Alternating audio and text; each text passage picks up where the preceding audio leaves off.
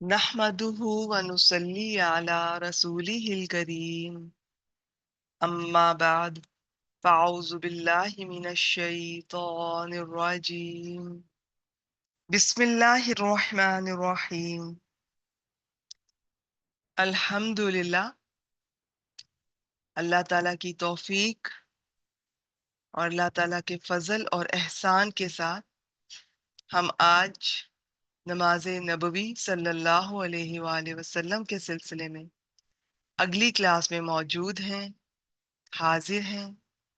हम इस किताब के इख्तिताम की जानिब बढ़ रहे हैं। आज हम वहीं से शुरू करेंगे जहां पर लास्ट टाइम हमारा जो सिलसिला था वो रुक गया था। बिस्मिल्लाहिर्रहमानिर्रहीम। वितरों के सलाम के बाद की दुआ। पिछली बार हमने बहुत तफसील से नमाज वितर के बारे में देखा।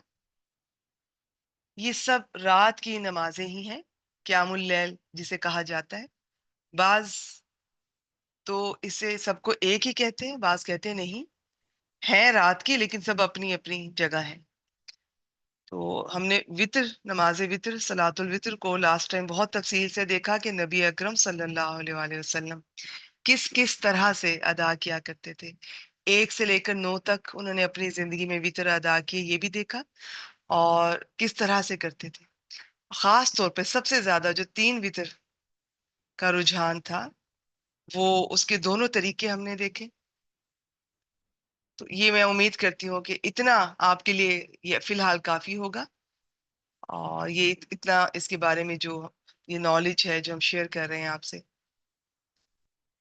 बाकी ये इसी तरह जैसे ये वितर, ये क़यामुल लैल का हिस्सा है, लेकिन ये नमाज इशा का हिस्सा नहीं है। ये चीज आपने क्लियर रखनी है। ये इशा की नमाज का हिस्सा नहीं है, ये क़यामुल लैल, ये रात की नमाज का, बस रात की एक नमाज है। इसी तरह तहज्जुद है। और ये जो हमने वितर का देखा कि किस तरह नबी अकरम सल्लल्लाहु अलैहि वसल्लम पहले 9 किस तरह से पढ़ते थे। अच्छा, फिर हमने ये भी देखा था कि वितर तो आखिर में बाज दफा वो 2 2 करके नफल पढ़ते थे, जो ज्यादा उनकी रूटीन थी क़यामुल लैल की।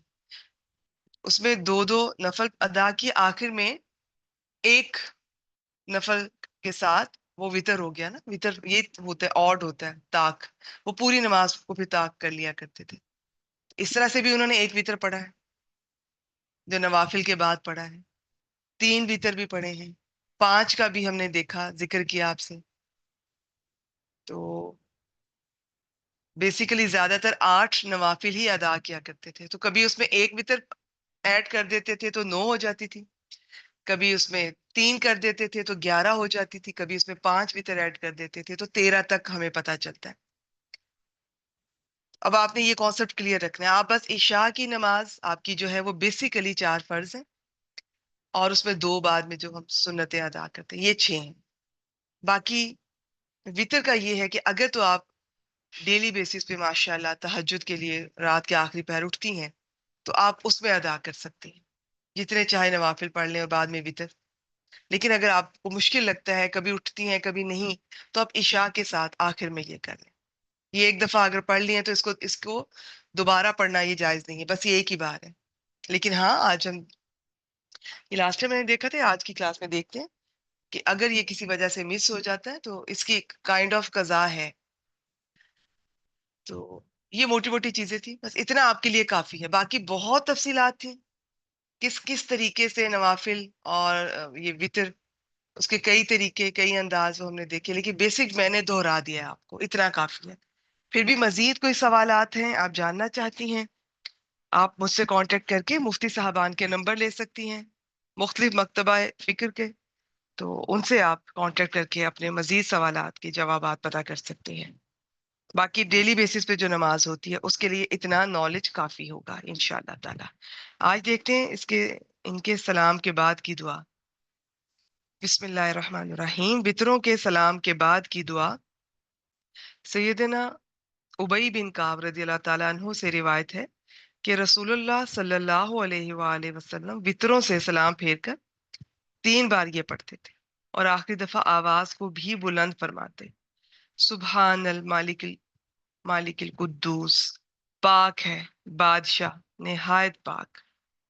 نبی اکرم صلی اللہ علیہ وآلہ وسلم نے فرمایا، اگر کوئی شخص وطر پڑھنے سے سویا رہے، پچھلی رات 8 اٹھ نہ سکے، ٹھیک ہے، یا وطر پڑھنا بھول جائے، تو جب یاد آئے وہ وطر پڑھ لے۔ اس سے کیا پتہ چلتا ہے کہ یہ اس کی قضا ہے۔ اور یہ دیکھیں، تفصیلات تو بہت ہیں، فرض کی بھی، یہ فرض ہے، یہ واجب ہے، یہ مستحب ہے، تو ان کی تفصیل میں نے ابھی تک اس کلاس میں ایسے شیئر نہیں کی ہے۔ یہاں پر بس آپ بیسک ایک بار آپ کا نالج یہ اتنا کافی ہے، آپ کو یہ اندازہ ہو کہ یہ اہم ہے، یہ امپورٹنٹ ہے۔ باقی اس کی تفصیلات، یہ کس درجے کا ہے، کیا ہے، آپ جاننا چاہتی ہیں بالکل جان سکتی ہیں، پڑھانا ہے کہیں اور اس کے لیے جاننا چاہتی ہیں وہ بھی بہت اچھی بات ہے، لیکن میرے خیال میں اتنا ہی اہم ہے ہمارے لیے جاننا کہ جی یہ بالکل اہم ہے۔ ان کو کبھی رہ گیا کوئی بات نہیں، لیکن اس کو عادت نہیں بنا لینی چاہیے، اس کو اپنی نماز میں شامل کریں۔ اگر تہجد کے لیے نہیں اٹھ پاتے، ان کے فجر سے پہلے ہم کسی طرح سے نہیں اس کو کر پاتے، تو پھر رات کو عشاء کے ساتھ اس کو کیا کریں۔ اس میں 3 کا زیادہ رجحان ہے، بعض 1 بھی کرتے ہیں، وہ بھی ٹھیک ہے۔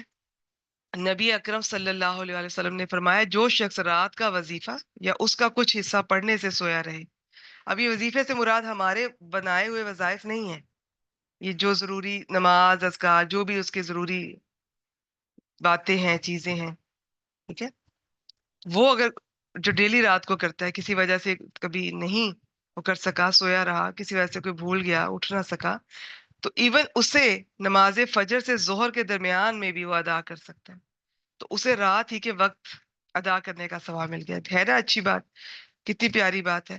آپ کو پتہ نا نبی اکرم، یہ بلکہ آ ہی رہی ہے حدیث، نبی اکرم صلی اللہ علیہ وسلم، ہمیں اپنا وظیفہ پورا کرنا چاہیے، کیونکہ نبی اکرم صلی اللہ علیہ وسلم نے فرمایا، اللہ تعالیٰ کے ہاں محبوب ترین عمل وہ ہے جو ہمیشہ کیا جائے، خواہ وہ تھوڑا سا ہی ہو۔ بعض لوگ سال میں ایک بار کوئی بہت بڑی عبادت، بہت بڑا کوئی اللہ کے راستے میں خرچ کرنا، لوگوں کو کھانا کھلانا، یہ کچھ بھی، وہ بھی اچھا ہے، ٹھیک ہے، لیکن اگر ہر روز کیا جائے، تھوڑے سے لیول پہ کیا جائے، ہمیں اندازہ ہے کہ ہماری جسمانی استطاعت اتنی ہے، فائنینشلی اتنی ہے، اس کو تھوڑا تھوڑا سا آپ زندگی میں کوئی شوق سے، اور نفل تو کہتے بھی دل کی خوشی سے، دل کی رضا سے، کوئی اس طرح سے اللہ کی عبادت کرنا، اس میں دل کی خوشی شامل ہے، اس میں کوئی اگر مشکل ہو رہی ہے، یہ دل نہیں چاہ رہا، تو وہ نفل نہیں ہے۔ پھر فرض تو آپ اس حالت میں پڑھ لیں، نفل اس طرح نہیں کیجیے کبھی۔ تو باقی یہ ہے کہ اب یہاں پر میں یہ بتانا چاہ رہی تھی کہ جیسے آپ کوئی اللہ نے آپ کو صحت دی ہے، کوئی تھوڑا سا تلاوت تو چلے لازم ہے، کوئی نفل آپ ایڈ کر سکتی ہیں، کوئی تسبیحات، کچھ بھی اس طرح کا، چاہے تھوڑا سا ہو، لیکن وہ سارا سال ہو۔ اگر کسی وجہ سے وہ چھوٹتا بھی ہے، پراپر کسی عذر کی وجہ سے، تو وہ آپ کو اس کا اجر اتنا ہی ملے گا، اور اللہ کو بہت محبوب ہے کہ یہ بندہ چاہے تھوڑا تھوڑا سا دے رہا ہے، لیکن اس میں ناغہ نہیں کرتا۔ بات تھوڑے یا زیادہ کی نہیں ہوتی ہے، ہمارا تو زیادہ بھی اللہ جیسی عظیم ہستی کے سامنے اس کی تو کوئی حیثیت ہی نہیں ہے۔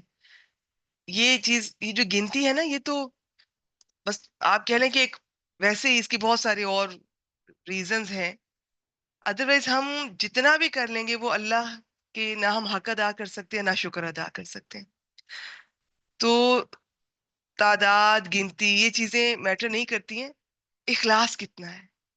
کوئی بھی کام آپ نے جو کیا ہے صرف خالص اللہ کے لیے کیا ہے، اللہ کی رضا کے لیے، اللہ کو خوش کرنے کے لیے، اللہ کی شکر گزاری کے طور پہ، یہ چیز میٹر کرتی ہے۔ ورنہ بڑے سے بڑا عمل، زیادہ سے زیادہ عمل بھی، وہ اللہ کی ہم بارگاہ میں وہ نمبر اور تعداد کے لحاظ سے تھوڑا ہی رہے گا، اخلاص کے لحاظ سے وہ بہت قبولیت اختیار کرے گا۔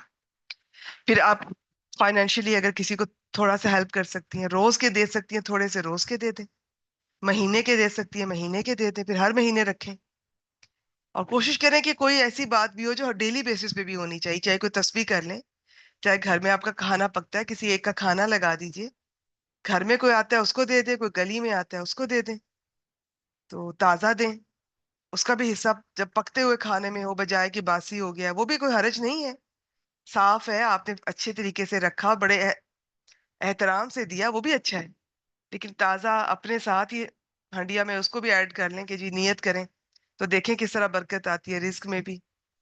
ویسے بھی اپنی ہر نعمت میں دوسروں کو شامل کیا کریں، آپ جب اللہ کی مخلوق کو شامل کرتے ہیں تو اللہ تعالیٰ بہت خوش ہوتے ہیں۔ آپ کی ہر وہ چیز جسے آپ لوگوں سے شیئر کرتے ہیں، علم ہے، اسکل ہے، پیسہ ہے، ایوری تھنگ، ٹائم ہے، اس میں اللہ تعالیٰ برکت دے دیتے ہیں، اگر آپ اچھی نیت سے اور اللہ کے لیے، اللہ کی مخلوق سے شیئر کرتے ہیں۔ تو یہ جب بھی میں یہ حدیث مبارکہ پڑھتی ہوں تو مجھے بہت پیاری لگتی ہے یہ حدیث۔ ایک تو آپ دیکھیے گا اسلام کی بیوٹی میں، آپ کو آج ایک اور حدیث مبارکہ بھی آئے گی انشاءاللہ تعالیٰ۔ یہ جو ہم نے اپنے اوپر امپوز کیا ہوتا ہے نا، دل تو سب کا چاہتا ہے بہت زیادہ عبادت بھی کریں، بہت زیادہ تلاوت بھی کریں، بہت زیادہ اللہ کے راستے میں دیں، پھر بعض دفعہ لگتا ہے کہ اللہ کے راستے میں زیادہ ہوگا تو دیں، یہ کیا تھوڑا سا ہی دینا۔ بعض لوگ تو نماز بھی نہیں ادا کرتے، وہ کہتے ہیں کہ یہ کیسی نماز ہے، کبھی خوش و خضوع آئے گا تو نماز ادا کریں گے۔ میں خوش و خضوع تو اللہ نے آپ سے پوچھا ہی نہیں ہے، وہ تو فرض نہیں ہے، نماز فرض ہے، یہ کنسنٹریشن، یہ خوش و خضوع تو اور لیول کی بات ہے۔ نیکسٹ نماز شروع کیجئے، اللہ سے مانگیے، کوشش کیجئے، یہ بھی مل جائے گا، نہ بھی ملا تو اس کا سوال نہیں ہونا ہم سے، نماز کا سوال ہونا ہے۔ تو یہ ہم نا خود پہ امپوز کرتے ہیں، تسبیحات پکڑیں گے تو ایسی پکڑ لیں گے کہ کبھی ہو گئی کبھی نہیں۔ کچھ لوگوں سے ہم نے نمبر پوچھ لیے ہیں، وظیفے پوچھ لیے ہیں، نوافل پکڑیں گے تو وہ نہیں کر پائیں گے، تلاوت پکڑیں گے وہ نہیں کر پا رہے ہوں گے، تو تھوڑا سا شامل کر لیں، تھوڑا سا، لیکن اتنی خوشی سے، بلکہ کبھی کوئی ایک عمل ایسا بھی رکھیں جو بس آپ کے اور اللہ کے درمیان میں ہو، کسی گھر والے کو بھی نہ پتا ہو، اور صرف اللہ کے لیے، اللہ تعالیٰ بس آپ کے لیے۔ ویسے تو ہر عمل آپ کے لیے، لیکن یہ ٹوٹلی آپ کے لیے، اس کے بدلے میں مجھے کچھ چاہیے بھی نہیں، وہ اس عمل کی برکت دیکھیے گا۔ تو یہ سب چیزیں یہ آپ آہستہ آہستہ انشاءاللہ تعالیٰ قرآن سے، سنت سے جڑیں گی، تو یہ ساری باتیں آپ کو پہلے تو علم آئے گا، پھر اس علم کا استعمال کرنا آئے گا، پھر حکمت، یہی چیزیں حکمت ہے، قرآن حکمت ہے، سنت یہ حدیث حکمت ہے۔ پھر اللہ سے مزید مانگا کریں کہ علم کافی نہیں ہوتا ہے، اصل بات حکمت ہوتی ہے۔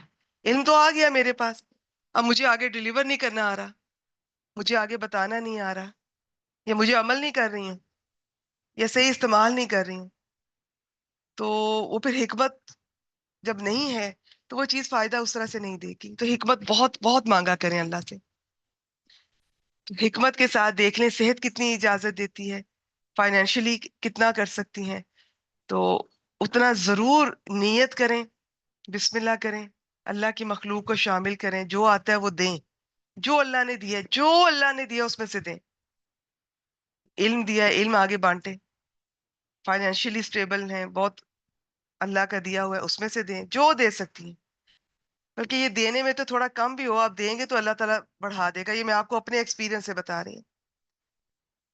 آپ یہ جتنا آپ نے سیکھا ہے آپ وہ سکھانا شروع کر دیں، اللہ تعالیٰ آپ کے علم میں اضافہ کرتے جائیں گے، آپ پھر آگے یہ سلسلہ روکے نہیں دینے والا۔ رزق میں آپ کو لگ رہا ہے کہ رزق کی تنگی ہے، اس میں سے بھی آپ تھوڑا سا دینا شروع کر دیں، اللہ تعالیٰ برکت دیں گے۔ برکت تعداد نہیں ہوتی ہے، برکت کا لفظ پھر کبھی آپ سے شیئر کروں گی انشاءاللہ تعالیٰ۔ برکت بہت خوبصورت لفظ ہے، اللہ تعالیٰ سے عافیت مانگا کریں، اللہ تعالیٰ سے برکت مانگا کریں، اور اللہ تعالیٰ سے حکمت مانگا کریں، ان سب کی دعائیں بھی ہیں، اور آپ اپنے لفظوں میں بھی مانگ سکتی ہیں۔ چلیے جی آگے چلتے ہیں، بسم اللہ الرحمن الرحیم۔ نبی اکرم صلی اللہ علیہ وآلہ وسلم نے، یہ ایک اور صحابی ہیں حضرت عبداللہ بن عمر بن العاص رضی اللہ تعالیٰ عنہ سے فرمایا، اے عبداللہ تو فلاں شخص کی طرح نہ ہو جانا جو رات کا قیام کرتا تھا پھر اس نے رات کا قیام چھوڑ دیا۔ رات کا قیام سے مراد عام طور پہ زیادہ تر تہجد لی جاتی ہے۔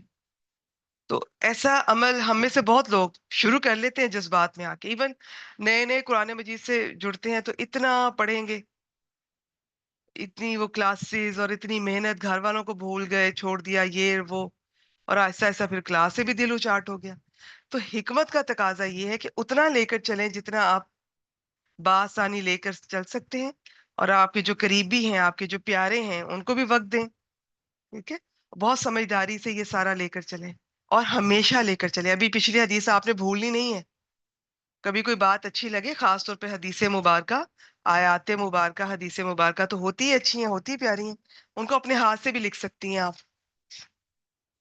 آپ کو سلائیڈ بنانی آتی ہے، سلائیڈ بنا کر آپ اپنے اسٹیٹس پہ لگا سکتی ہیں، اپنے پیاروں سے شیئر کر سکتی ہیں. تو اب آپ اس چیز کو بھولے نہیں. اب آپ یہ بھی دیکھ لیں کہ یہ چیز اللہ کو پسند نہیں ہے. نبی اکرم صلی اللہ علیہ وسلم نے خاص طور پر کہا اس شخص کی طرح نہ ہو جا رہا. نیچے سب ریفرنس آپ کو مل جائیں گے. آئیے جی دعائے قنوت دیکھتے ہیں. یہ سیدنا ابی بن کعب رضی اللہ تعالیٰ عنہ فرماتے ہیں، ترجمہ: رسول اللہ صلی اللہ علیہ وآلہ وسلم 3 وتر پڑھتے اور دعائے قنوت رکوع سے پہلے پڑھتے تھے. اب 3 وتر کے 2 طریقے میں نے اس دن شیئر کیے تھے کہ بس اس کو مغرب کے مشابہ نہیں ہونا چاہیے، یا 3 ایٹ اسٹریچ پڑھیں، بیچ میں آپ نے نہیں بیٹھنا، اور آخر میں ایک ہی دفعہ بیٹھ کے سلام پھیر لیں، یا 2 پہلے پڑھ لیں ایک سلام کے ساتھ، اور تیسرا آخری وتر الگ سے سلام کے ساتھ. اب وہ جو آخری ہم پڑھ رہے ہیں، یہ جو 2 سلام کے ساتھ ہے، اس کی زیادہ حدیث اس کی فیور میں ہے. اس میں جو اب آخری آپ نے ایک رکعت پڑھ رہے ہیں نا وتر کی، تو اس میں جب آپ رکوع میں جانے لگتے ہیں اس سے پہلے ثنا پڑھی ہے، سورۃ الفاتحہ، کوئی اور سورہ، وہاں پر دعائے قنوت پڑھنی ہے.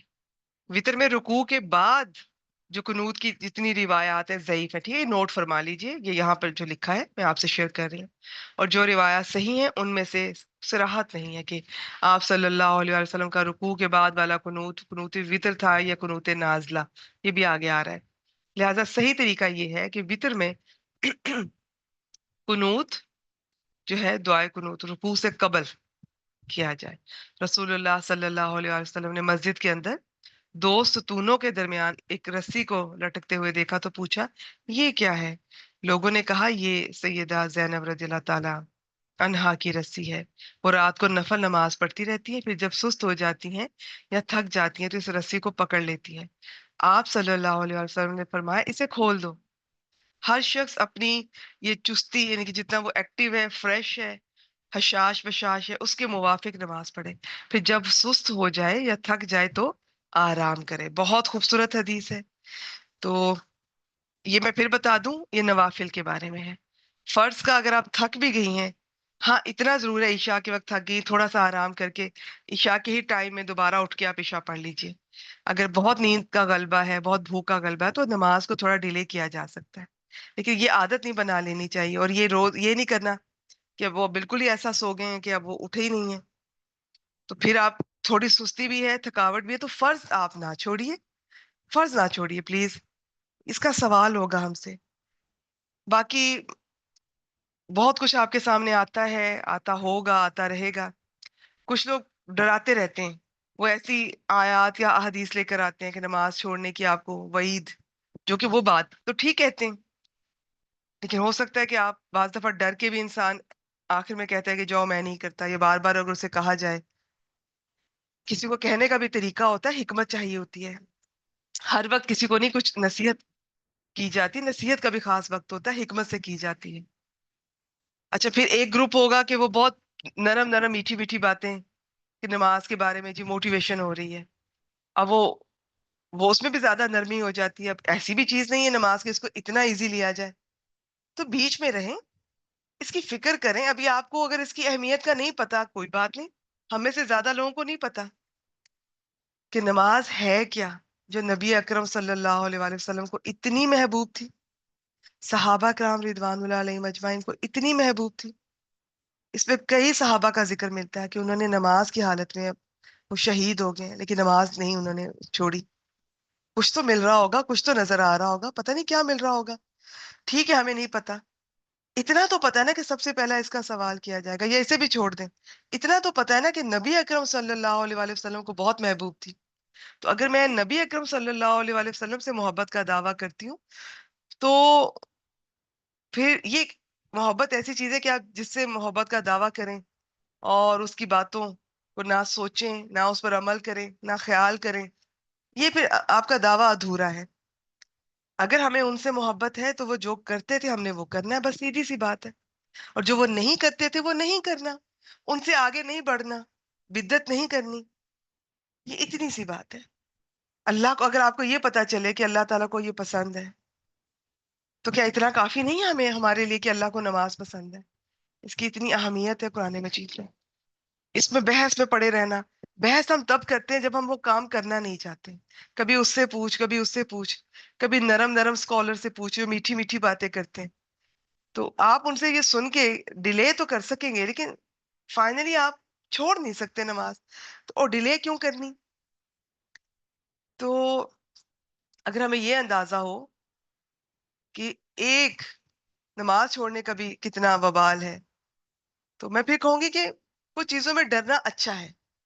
کیونکہ نبی اکرم صلی اللہ علیہ وآلہ وسلم کے بارے میں بھی اللہ تعالیٰ نے فرمایا انہیں جہاں بشیر بنا کے بھیجا گیا ہے، خوشخبری دینے والا، وہاں نذیر بھی بنا کر بھیجا گیا ہے ایٹ دا سیم ٹائم. کبھی کبھی ضروری ہوتا ہے ڈرنا. کیا آپ اپنے بچے کو آگ سے نہیں ڈرائیں گے؟ آپ میٹھی میٹھی باتیں کرتے رہیں گے آگ کے بارے میں. تو یہ چیزیں ضروری ہوتی ہیں، انہیں فیس کیجئے. تو نماز نہ چھوڑیے.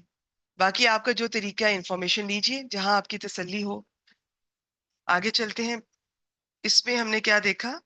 ہاں یہ ٹھیک ہے جی، یہ آپ صلی اللہ علیہ وسلم نے فرمایا کہ آپ نوافل کی بات ہو رہی ہے، فریش ہوں تو پڑھیں، تھک جائیں تو نہ آپ اس کو پڑھیں. کوئی بھی نفل عبادت اس طرح سے جس میں آپ دیکھ رہے ہیں کہ وہ نفل ہے، وہ دل کی خوشی سے بھی ہونی چاہیے اور اس میں بہت زیادہ ایکٹیو بھی ہوں اور الرٹ ہوں. اب جہاں آپ کا ذہن سست ہو رہا ہے، جسم سست ہو رہا ہے، تو وہ پھر کوئی فائدہ نہیں ہے. تو یہ میں نہیں کہہ رہی ہوں، میں تو شاید یہ بھی کہہ دیتی کہ چلیں جی کوئی بات نہیں آپ کر رہے ہیں، اللہ قبول کرنے والا. لیکن یہ حدیث میرے سامنے آ گئی ہے کہ جب آپ صلی اللہ علیہ وسلم نے یہ فرما دیا، میں دوبارہ سے یہ آپ کے سامنے رکھتی ہوں کہ ہر شخص اپنی یہ نشاط اور چستی کے موافق نماز پڑھے، پھر جب سست ہو جائے یا تھک جائے تو آرام کرے. اب اس کے بعد میرے الفاظ تو کوئی معنی نہیں رکھتے. بسم اللہ الرحمن الرحیم. نبی اکرم صلی اللہ علیہ وسلم نے فرمایا اتنا عمل اختیار کرو جس قدر تمہیں طاقت ہو. اللہ کی قسم، اللہ ثواب دینے سے نہیں تھکتا، لیکن تم عمل کرنے سے تھک جاؤ گے بے شک. اچھا جی، یہ جو دعائے قنوت ہے ہمارے ہاں بعض لوگ تو 3 دفعہ آئی تھنک یہ سورہ اخلاص پڑھتے ہیں. پھر ایک اور دعائے قنوت ہے وہ بھی پڑھی جاتی ہے. یہ اوتھینٹک ہے، اصل میں یہ ہے. باقی جو پڑھ رہے ہیں نیت کیجئے کہ ہم بھی یہ والی سیکھیں گے انشاءاللہ تعالی. اب اس کے سیکھنے میں آپ ڈیلے کر لیں کوئی بات نہیں، لیکن نماز شروع کرنے میں ڈیلے نہ کیجئے. فرض میں کبھی ڈیلے نہ کیجئے. جہاں اللہ کا حکم آ گیا بس کریں، اور جو فرض جتنا مشکل سے کریں گے اتنا ہی اجر زیادہ ملے گا. یہ بات یاد رکھیے گا. ہر کام آسانی سے نہیں ہوتا. کیا آپ نے آسانی سے اپنے بچوں کو پالا ہے؟ ان کو دا ڈے جب سے آپ پریگننٹ ہوئی ہیں، پوری پریگنینسی، ڈیلیوری، اس کے بعد کا جو فیز ہے، اور پھر بچوں کی پوری، اور پھر ابھی تک بڑے بھی ہو رہے ہیں ماشاءاللہ، اور بھی بڑے ہو جائیں گے. ہر فیز میں ماں کی ذمہ داریاں ہوتی ہیں، ماں کی اپنی فکریں ہوتی ہیں. کیا یہ آسان تھا؟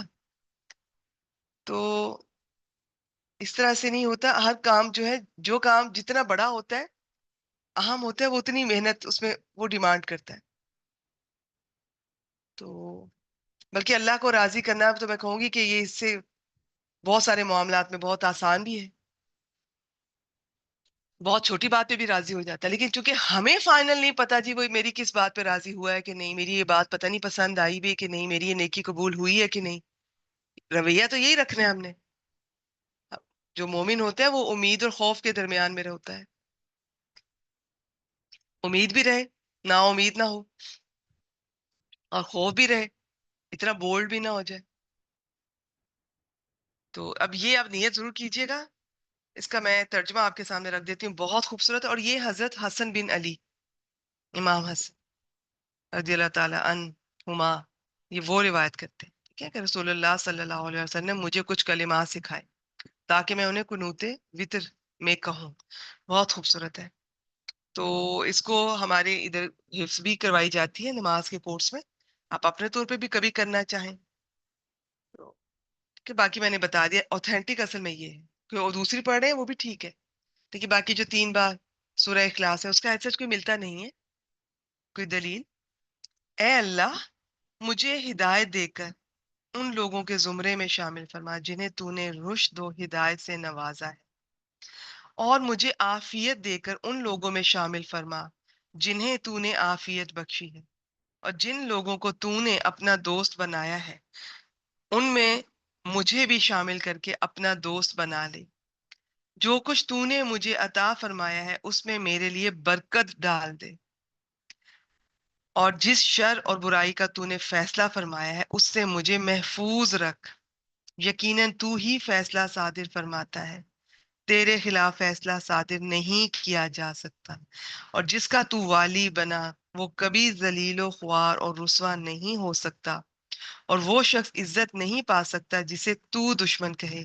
हमारे परवरदिगार तू बड़ा ही बरकत वाला और बुलंदो बाला है। अल्लाहुम्मा हदीनी फीमन हदैता व आफिनी फीमन आफैता। ये वाली दुआ है, इसे ज़हन में रखिएगा। अब आप ये देखें, ये क्या कुछ इसमें रह गया है जो हमें नहीं चाहिए? क्या हमें आफियत नहीं चाहिए? आफियत में सब कुछ आ जाता है, सब कुछ। फिर क्या हम नहीं चाहते कि हम अल्लाह ताला हमें भी अपना दोस्त बना ले? इससे बड़ी खुशकिस्मती क्या हो सकती है? क्या हम बरकत नहीं चाहते हैं? बरकत ही सब कुछ है। बरकत सिर्फ चीजों का ज्यादा होना नहीं होता, उन चीजों से जो आप फायदा उठाते हैं, दुनियावी भी और आखिरत में भी वो चीजें आपको फायदा दें। फिर वो चीजें खुशी देती हैं, सुकून देती हैं। बाद में चीजें बहुत ज्यादा होती हैं, ना मजा देती हैं, ना सुकून देती हैं, ना खुशी देती हैं। ना आप फायदा उठा रहे हैं, ना अल्लाह की मखलूक उससे फायदा उठा रही है। ना आपकी नस्लें उठा रही हैं, ना आपको दुनिया का फायदा है, ना आखिरत का फायदा।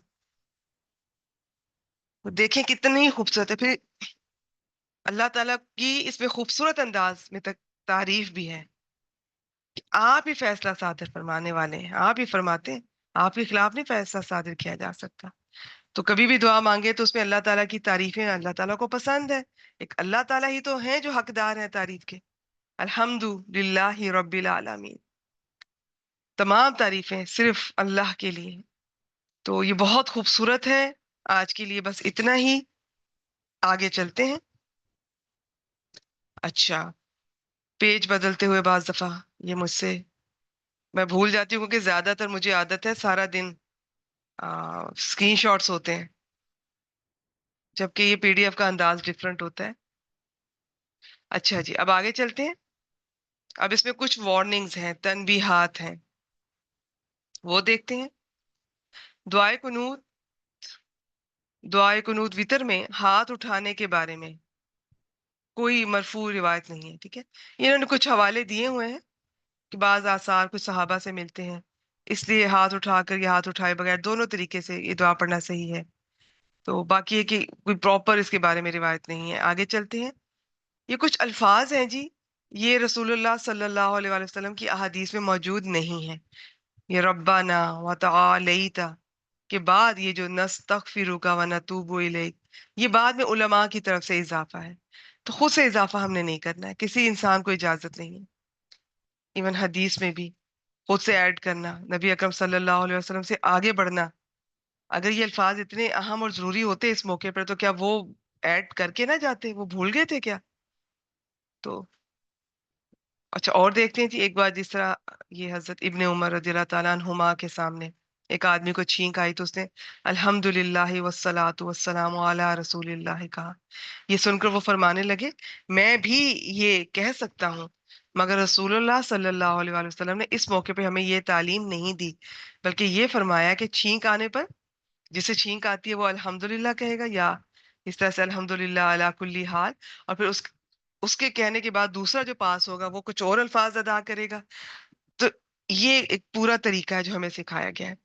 हजरत आयशा रदी अल्लाह ताला अन्हा से रिवायत है कि रसूलुल्लाह सल्लल्लाहु अलैहि वसल्लम ने फरमाया, मन अहदस फी अमरीना हाजा मा लैसा मिन्हु फहुवा रद्द। जिसने हमारे दीन में कोई ऐसी बात शामिल की जो इसमें से नहीं है, तो वो मरदूद है। मालूम है मालूम हुआ कि मसनून अज़कार और दुआओं में, इन दोनों चीजों में भी याद रखिएगा, अज़कार में भी और मसनून दुआओं में भी अपनी तरफ से किसी किस्म की ज्यादती नहीं करनी चाहिए। और देखते हैं जी, ये सही इब्ने खुजैमा, ये पूरा रेफरेंस भी दिया हुआ है। इसमें हजरत उबई बिन काब रदियल्लाहु ताला अन्हु से साबित है कि वो सैयदना उमर रदियल्लाहु ताला अन्हु के दौर में रमजान में क़यामुल लैल कराते और कुनूत में नबी अकरम सल्लल्लाहु अलैहि वसल्लम पे दरूद भेजते थे। लिहाजा कुनूत वितर के आखिर में सल्लल्लाहु अलैहि नबी ही पढ़ना दुरुस्त है। अब देखते हैं जी, कुनूत नाजला ये क्या होती है? कुफार के साथ जंग, मुसलमानों पर कोई मुसीबत और गलबा कुफार के वक्त दुआए कुनूत पढ़नी चाहिए। ये जो दुआ है ये वाली है, ये वो नहीं है जो हम डेली ये दुआए कुनूत वितर में पढ़ते हैं। इसे कुनूत नाजला कहते हैं। अमीरुल मोमिनीन सैयदना उमर बिन खत्ताब रदी अल्लाह ताला अन्हु फजर की नमाज में रुकू के बाद कुनूत करते और ये दुआ पढ़ते थे। तर्जमा, ए अल्लाह, हमें और तमाम मोमिन मर्दों, मोमिन औरतों, मुसलमान मर्दों और मुसलमान औरतों को बख्श दे और उनके दिलों में उल्फत डाल दे, उनकी बाहमी इस्लाह फरमा दे, अपने और उनके दुश्मनों पर उनकी मदद फरमा। इलाही, अहले किताब के काफिरों पर अपनी लानत फरमा जो तेरी राह से रोकते, तेरे रसूलों को झुटलाते और तेरे दोस्तों से लड़ते हैं। इलाही, उनके दरमियान फूट डाल दे, उनके कदम डगमगा दे और उन पर अपना वो अजाब उतार जिसे तू मुजरिम कौम से नहीं टाला करता। रसूलुल्लाह सल्लल्लाहु अलैहि वसल्लम जब काफिरों पर बद्दुआ या मुसलमानों के लिए नेक दुआ का इरादा फरमाते तो आखिरी रकत के रुकू के बाद क्या समी अल्लाहु लिमन हमीदा रब्बाना वलकल हम्द कहने के बाद, ठीक है, ऊंची आवाज से ये दुआ फरमाते थे। कुनूते नाजला में आप सल्लल्लाहु अलैहि वसल्लम ने अपने दोनों हाथ उठाए। इसमें हाथ उठाना साबित है, ये सुन्नत है। रसूलुल्लाह सल्लल्लाहु अलैहि वसल्लम ने एक महीने तक पांचों नमाजों में रुकू के बाद कुनूत नाजला पढ़ी और सहाबा किराम रिदवानुल्लाह अलैहिम अजमईन आपके पीछे आमीन कहते थे। अब जी क़याम रमजान, रसूलुल्लाह सल्लल्लाहु अलैहि वसल्लम लाजमी हुक्म दिए बगैर सहाबा किराम रिदवानुल्लाह अलैहिम अजमईन को क़याम रमजान की रगबत दिलाते और फरमाते थे। तर्जमा, जिसने ईमान के साथ और सवाब की नीयत से रमजान का क्याम किया उसके पिछले तमाम गुनाह माफ फरमा दिए जाते हैं। नीचे सारी तफसीलात और ये रेफरेंस मजीद आपको मिल सकते हैं, आप देख लीजिएगा। इसका पीडीएफ मैंने ये भी आपसे शेयर किया था ग्रुप में। रसूलुल्लाह सल्लल्लाहु अलैहि वसल्लम ने 3 रातें बाजुमात क्याम रमजान किया। तो इसकी तफसील देखते हैं।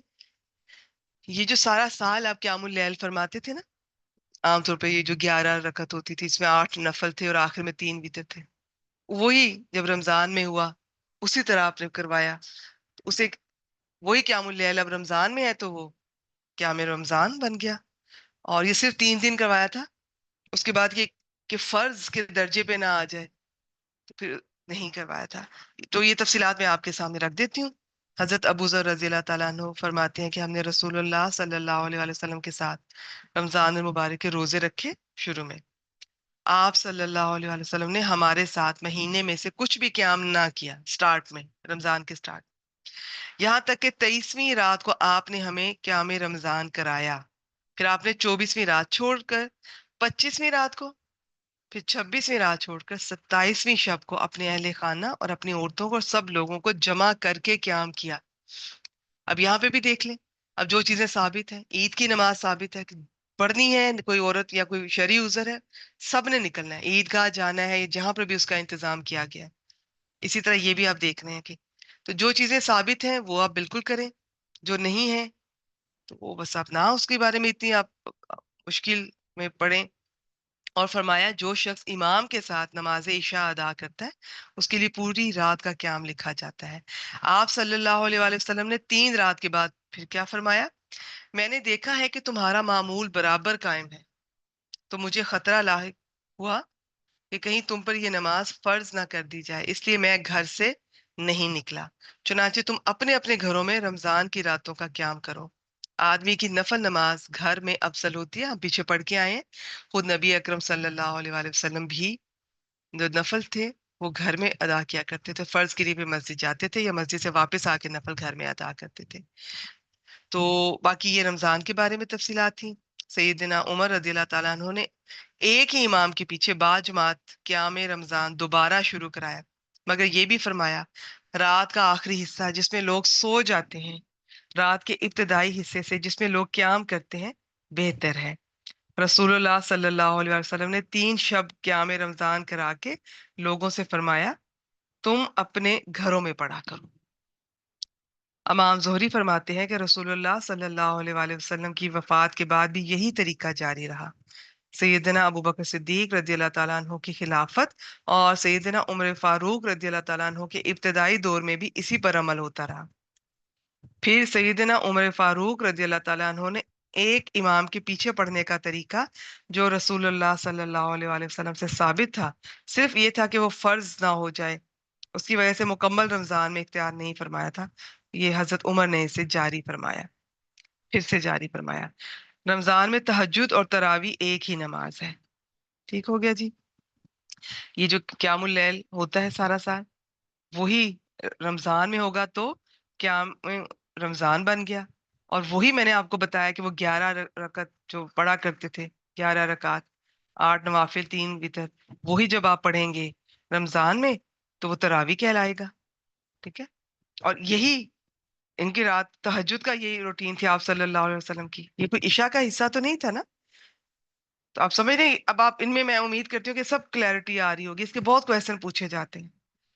تو اب وہی چیز سارا سال جو ہو رہی تھی اب رمضان میں چلی گئی ہے. وہی نماز جو کہ تہجد میں آپ اس وقت ادا کرتے تھے 8 اور 3 زیادہ تر. باقی اور بھی بہت ساری روایات ہیں، سب ٹھیک ہیں. وہ اب آ گئی رمضان میں تو وہ تراویح بن گئی.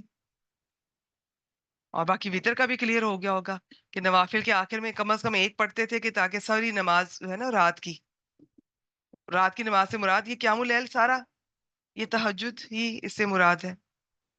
رات کے تھوڑا سا پہلے حصے میں پڑھ لیں، درمیانی میں یا آخر میں سب سے زیادہ پسندیدہ ہے. لیکن یہ قیام اللیل یہ عشاء کی نماز نہیں ہے، وہ الگ ہے. تو یہ ان میں اب آپ نے فرق رکھنا ہے. وطر کیا ہوتا ہے، تہجد کیا ہے، اور جو تہجد سارا سال آپ صلی اللہ علیہ وسلم قیام اللیل فرماتے تھے جب وہ رمضان میں آگے تو اب وہ کیا ہے. ایک ہی چیز ہے، بس رمضان میں جانے سے اس کا نام بدل گیا، ٹرمینالوجی چینج ہو گئی ہے. اچھا ادھر میں نیچے دیکھوں انہوں نے ایسا کیا لکھا ہے. پھر اگلے ٹاپک پہ چلتے ہیں. اس طریقے پر صحابہ کرام ان کے پاس ساری امت کا عمل رہا. جس چیز کو صحابہ کرام کی مجموعی تائید حاصل ہو جو وہ بدعت نہیں. یہ میرے خیال میں یہ تراویح کے بارے میں بات کر رہے ہیں. نیز اجماع امت کی وجہ سے یہ بھی بدعت نہیں ہے. ویسے بھی سیدنا عمر فاروق رضی اللہ تعالیٰ عنہ خلفائے راشدین میں سے ہیں جن کی سنت اختیار کرنے کا حکم خود نبی اکرم صلی اللہ علیہ وسلم فرما گئے ہیں. اچھا لہٰذا جب کسی خلیفہ راشد کی سنت کو دیگر صحابہ کرام قبول کر لیں تو وہ باقی امت کے لیے حجت بن جاتی ہے. اس لحاظ سے پورے رمضان میں قیام اللیل کا باقاعدہ اہتمام، جسے اب رمضان میں ہم تراویح کہتے ہیں، وہ بدعت نہیں ہے. بعض لوگ آپ کو پتہ ہے نا تراویح نہیں پڑھتے ہوئے اسے بدعت کہتے ہیں. تو وہ کہتے ہیں کہ یہ تو قیام اللیل ٹھیک کہتے ہیں، لیکن وہی قیام اللیل جو سارا سال کیا جاتا ہے اب جب اس میں آئے گا رمضان میں تو وہ تراویح کہلا رہا ہے. دراصل سیدنا عمر رضی اللہ تعالیٰ عنہ نے اسے جو بدعت کہا ہے اسے مراد بدعت کا لغوی معنی ہے. لیکن افسوس کے بعض لوگ اپنی بدعات کو جائز ثابت کرنے کے لیے صحابہ کرام رضوان اللہ علیہم اجمعین کو بھی بدعتی ثابت کرنے پہ تلے ہوئے ہیں. اللہ تعالیٰ ہم سب کو ہدایت دے. یہ آپ اپنے طور پہ پڑھ سکتے ہیں. تو نیز بدعت وہ کام ہوتا ہے جس کی اصل اور دلیل سنت رسول اللہ صلی اللہ علیہ وسلم میں موجود نہ ہو، جبکہ تراویح باجماعت کی دلیل سنت میں موجود ہے. رہا یہ مسئلہ کہ آپ نے پورے مہینے میں باجماعت ادا نہیں کیا تو اس میں آپ کو یہ خطرہ لاحق تھا کہ کہیں سے فرض نہ قرار دے دیا جائے. اب یہ خطرہ آپ کی وفات کے ساتھ ہی ختم ہو گیا. اس لیے پورا مہینہ تراویح باجماعت کا اہتمام بلا شبہ مشروع ہے. اچھا جی آگے ہمارا ٹاپک ہے رمضان میں تہجد اور تراویح ایک ہی نماز ہے. رسول اللہ صلی اللہ علیہ وآلہ وسلم نے 27ویں رمضان المبارک کو اتنا لمبا قیام کیا کہ صحابہ کرام رضوان اللہ علیہ اجمعین کو خطرہ محسوس ہوا کہ کہیں سحری فوت نہ ہو جائے. دیکھیں آج میرا ٹاپک اب یہ نہیں ہوگا کہ تراویحاں 8 ہیں یا 20. سب کے پاس اپنے اپنے دلائل ہیں. جو اس بک میں لکھا ہے وہ میں آپ سے شیئر کر رہی ہوں. میں آپ کا کانسیپٹ کلیئر کر رہی ہوں کہ قیام اللیل جو تہجد ہوتی ہے سارا سال آپ صلی اللہ علیہ وسلم کتنی ادا کرتے تھے، اور اس میں وطر کس کو کہتے ہیں جو آخر میں اس کو آڈ کر دیتا ہے اس نماز کو، وہ نماز جو 1 سے 9 تک آپ کے بارے میں پتہ چلتا ہے. نوافل زیادہ تر 8 ہی تھے، اس کے بعد میں وطر پڑھتے تھے. تو اب یہ جو قیام اللیل یا تہجد ہے یہ رمضان میں چلی گئی تو اس کے نام بدل گئے. تو زیادہ تر آپ 11 رکعت پڑھا کرتے تھے جس میں 8 نوافل اور 3 وطر ہوتے تھے زیادہ تر. اب وہ 3 وطر کی میں نے 2 طریقے آپ سے شیئر کر دیے تھے، بس اتنا بہت ہے. باقی تفصیلات آپ مفتی صاحبان سے پتہ کر سکتی ہیں۔ معلوم ہوا کہ ماہ رمضان میں تہجد اور قیام رمضان الگ الگ نہیں ہے، بلکہ ایک ہی نماز ہے۔ بس پہلے وہ ذرا رات کے آخری حصے میں جیسے پڑھی جاتی ہے، اب یہ عشاء کے بعد ہی لوگ اس کے ساتھ ہی یہ اس کا اہتمام ہوتا ہے۔ اچھا جی، بلکہ سرے سے منقول ہی نہیں ہے کہ آپ صلی اللہ علیہ وسلم نے رمضان المبارک کی کسی رات کو تہجد اور قیام الرمضان کا الگ الگ اہتمام کیا ہو، ٹھیک ہے، بلکہ اسی وقت پڑھایا بھی اسی وقت گئی تھی۔ قیام رمضان 11 رکعت۔ ابو سلمہ انہوں نے حضرت عائشہ رضی اللہ تعالی عنہا سے پوچھا کہ رمضان المبارک میں رسول اللہ صلی اللہ علیہ وسلم کی رات والی نماز کیسی تھی؟ آپ نے فرمایا، رمضان اور غیر رمضان میں رسول اللہ صلی اللہ علیہ وآلہ وسلم رات کی نماز بالعموم 11 رکعت سے زیادہ نہیں پڑھتے تھے۔ حضرت جابر بن عبداللہ رضی اللہ تعالیٰ عنہ روایت کرتے ہیں کہ رسول اللہ صلی اللہ علیہ وآلہ وسلم نے ہمیں رمضان میں 8 رکعت قیام رمضان کروایا، پھر وتر پڑھائے، اور یہی آپ صلی اللہ علیہ وسلم کی زندگی میں زیادہ تر یہی ان کی روٹین تھی، قیام اللیل یعنی تہجد میں اتنے ہی نوافل، اور آخر میں یہ 7 وتر۔ بس ثابت ہوا کہ رسول اللہ صلی اللہ علیہ وآلہ وسلم نے 3 رات پڑھائی تھی سب کو، جو نماز پڑھائی تھی وہ 11 رکعت ہی تھی۔ میں اب آگے چل رہی ہوں، یہ میرا ٹاپک نہیں ہے، ٹھیک ہے، کہ 11 یہ 8 ہیں یا 20 ہیں تراویح۔ اچھا جی، آگے چلتے ہیں۔ سیدنا سعید بن یزید رضی اللہ تعالیٰ عنہ سے روایت ہے کہ سیدنا عمر رضی اللہ تعالیٰ عنہ نے سیدنا ابی بن کعب اور سیدنا تمیم داری رضی اللہ تعالیٰ عنہ کو حکم دیا کہ لوگوں کو 11 رکعت قیام رمضان پڑھائیں۔ ثابت ہوا کہ سیدنا عمر فاروق رضی اللہ تعالیٰ عنہ نے مدینے کے قاریوں کو 11 رکعت پڑھانے کا حکم دیا تھا۔ امیر المومنین سیدنا عمر بن خطاب، سیدنا علی بن ابو طالب، سیدنا ابی بن کعب اور سیدنا عبداللہ بن مسعود رضوان اللہ علیہم اجمعین سے 20 رکعت قیام اللیل کی تمام روایات یہ سندن ضعیف ہیں۔ چلیں جی، بس میں نے آپ سے شیئر کر دیا، آگے آپ اپنے طور پہ پتہ کر سکتے ہیں، اور مفتی صاحبان سے کوئی بھی آپ کے ذہن میں اگر سوال اٹھ رہا ہے۔ سحری اور نماز فجر کا درمیانی وقفہ حضرت زید بن ثابت رضی اللہ تعالیٰ عنہ سے روایت ہے۔ ترجمہ، انہوں نے رسول اللہ صلی اللہ علیہ وسلم کے ساتھ سحری کھائی، پھر نماز فجر کے لیے کھڑے ہو گئے اور نماز پڑھی۔ اب حضرت انس، ٹھیک ہے، یہ زید بن ثابت بھی آپ کے بہت کلوز تھے، یہ سب غلاموں میں سے ہیں۔ اب حضرت انس بھی وہ کیا فرماتے ہیں کہ میں نے پوچھا کہ دونوں سحری اور نماز میں کتنا وقفہ تھا، تو انہوں نے بتایا کہ سحری سے فراغت اور نماز میں داخل ہونے کا وقفہ اتنا تھا جتنی دیر میں کوئی شخص قرآن حکیم کی 50 یا 60 آیتیں پڑھ لیتا ہے۔ ٹھیک ہے جی، چلیں جی، نماز سفر، آج سے ہمارا نیا ٹاپک شروع ہو رہا ہے۔ تو نماز کا الحمدللہ میں جو اس کا طریقہ یہ سارا ہم پیچھے دیکھ آئے ہیں، اب اس سے جتنی نمازیں ہیں اب ان کو دیکھ رہے ہیں۔ ابھی ہم نے نماز وتر دیکھی، قیام اللیل، اور وہی قیام اللیل یعنی کہ تہجد رمضان میں اسے کیا کہا جاتا ہے۔ اب یہ سب دیکھنے کے بعد نماز سفر کا ٹاپک شروع ہو رہا ہے۔ اس کے بارے میں بھی بہت کنفیوژن ہوتی ہے ہمارے ہاں، بہت سے سوالات پوچھے جاتے ہیں۔ کچھ باتیں ہیں جو آپ کلیئر اگر کر لیں تو ان شاء اللہ تعالیٰ بہت آسانی ہو جائے گی۔ پھر بھی اگر کوئی سوالات ہیں جو کہ ہوتے ہیں، سب کے ہوتے ہیں، ذہن میں اٹھتے ہیں، بعض لوگوں کے سینیریو ضروری تو نہیں ہے کہ یہ بک میں جو پڑھ رہی ہوں تو یہ سب کو لگے کہ جی ہاں سب کچھ کی زندگی میں کچھ ایسی سچویشن ہوں گی جو اس بک میں مینشن نہیں ہوں گی، تو وہ آپ مجھ سے کانٹیکٹ کیجیے اور مفتی صاحبان کا نمبر لے کے ان سے آپ رابطہ کیجیے، وہ آپ کو یہ ان سب کا مجھ سے بہتر رپلائی کریں گے، جواب دیں گے۔ نماز سفر، سفر میں ظہر، عصر اور عشاء کی 4 فرض رکعتوں کو 2 پڑھنا قصر کہلاتا ہے۔ قصر کا مطلب ہوتا ہے کم کرنا۔ فجر اور مغرب میں قصر نہیں، دیکھیں مغرب میں تو ہو ہی نہیں سکتی نا، 3 ہے، 3 کو آپ کیسے کم کریں گے، اور فجر کی آلریڈی 2 ہیں، تو بیسیکلی قصر نماز، قصر کا مطلب ہوتا ہے کم کرنا۔ یہ ظہر میں ہوگی، عصر میں ہوگی، عشاء میں ہوگی۔ ان کی جو 4 فرض رکعتیں ہیں وہ 2 ہو جائیں گی، اصل میں 2 ہی تھیں، ٹھیک ہے۔ سفر پہلے تو سفر میں بھی اور حضر میں بھی یہ ایک ہی طرح کی ہوتی تھی۔ جو شخص ارادہ ہے سفر کے ساتھ، اب کب ہوگا یہ دیکھتے ہیں، اپنے گھر سے چلے اور اپنی آبادی سے نکل جائے۔ یہاں پہ 1-2 باتیں یاد رکھیں۔ سب سے پہلے تو یہ کہ آپ کی نیت ہو کہ میں सफर के लिए जा रही हूँ। फिर आबादी से निकलना जरूरी है। अब आगे फर्क है जी, गाँव की आबादी जल्दी खत्म हो जाती है शहर की देर से। इसमें बहुत से उलमा ने, बाज ने, ज्यादातर ने इसका कोई किलोमीटर का हिसाब रखा हुआ है जी कि 78 पॉइंट इतने अंदाजे से कि आप अपने घर से इतने दूर अगर आप जा रहे हैं। बाज ने 92 भी कहते हैं।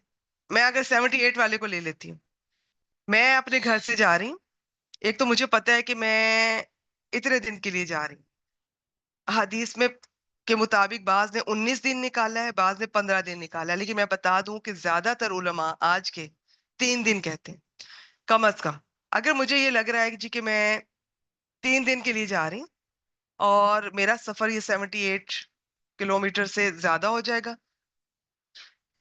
और नियत भी मैंने कर ली, इरादा है, पता भी है, तो बस अब मैं जब घर से निकल के जैसे ही मैं आबादी से बाहर जाती हूँ ना, चाहे अभी 78 हुए हैं या नहीं हुए, मुझ पे अब कसर हो जाएगी, वाजिब। आप यूं समझ कि अब जब कोई नमाज का टाइम होगा तो वो अब मैं कसर ही अदा करूंगी। बाकी इसकी तफसीलात हैं। मैं कहीं जाती हूँ, 3 दिन के लिए जाना था लेकिन वापसी का कोई पता नहीं चल रहा, कोई बीमार है उसका नहीं पता चल रहा वो ठीक हो तो मैं वापस आऊं, या कोई ऐसा इशू है, मुझे कोई टिकट्स नहीं मिल रही हैं, कुछ भी, और मुझे ये भी नहीं पता कि ये कब तक होगा, तो आप चाहे 1 महीना आपकी ये हालत रहे, 1 साल रहे, 10 साल रहे, वो फिर आप कसर ही अदा करते रहेंगे। एक और बात, बाज लोग कहते हैं कि अगर मैं कसर ना पढ़ूं तो ये तो शायद पुराने जमाने की बात है, मुश्किल सफर थे। नहीं, अल्लाह ताला की तरफ से रुखसत है। मेरी एक बात याद रखिएगा, अल्लाह ताला को पसंद है अल्लाह ताला की रुखसतों से फायदा उठाया जाए। अल्लाह ताला को ये पसंद नहीं है कि मैं अपनी लॉजिक और अपनी अकल लड़ाऊं। दो कहा है, कसर करने का कहा है, कीजिए। नबी अकरम सल्लल्लाहु अलैहि वसल्लम भी कसर फरमाते थे, खुशी से फरमाते थे। तो ये बातें क्लियर कर लें, बस इतना ही। आगे मैं थोड़ा सा पढ़ देती हूँ, बाकी ये टॉपिक इंशाल्लाह ताला अगली क्लास में भी कवर करेंगे इसको। इसमें हम देखते हैं जी, जो अपने घर से चले और अपनी आबादी से निकल जाए तो वो अब मुसाफिर है, शरीयत की रूह से अपनी फर्ज नमाज में कसर कर सकता है। और इसमें सुन्नतें नहीं होती हैं, कोई अगर करना चाहे तो वो कर ले, लेकिन फर्ज आपने उतने ही करने हैं। तो इसमें जोहर, असर, इशा, इन तीनों के आप हाफ कर देंगी। रसूलुल्लाह सल्लल्लाहु अलैहि वसल्लम ने मदीने में, ये हजरत अनस फरमा रहे हैं, जोहर की नमाज 4 रकतें पढ़ी और जुल्हुलैफा में असर की नमाज 2 रकतें पढ़ी। जुल्हुलैफा एक मुकाम का नाम है जो मदीना से 3 शरी मील के फासले पर है। नबी अकरम सल्लल्लाहु अलैहि वसल्लम मक्का के लिए रवाना हुए तो जुल्हुलैफा पहुंचकर नमाज असर का वक्त हो गया, तो आपने वहां असर में कसर कर ली। ठीक है, अब बाकी ये जो है ना, ये टर्मिनोलॉजी हमारी चूंकि शायद आपको ना क्लियर हो, मैंने आपको किलोमीटर में बता दिया है।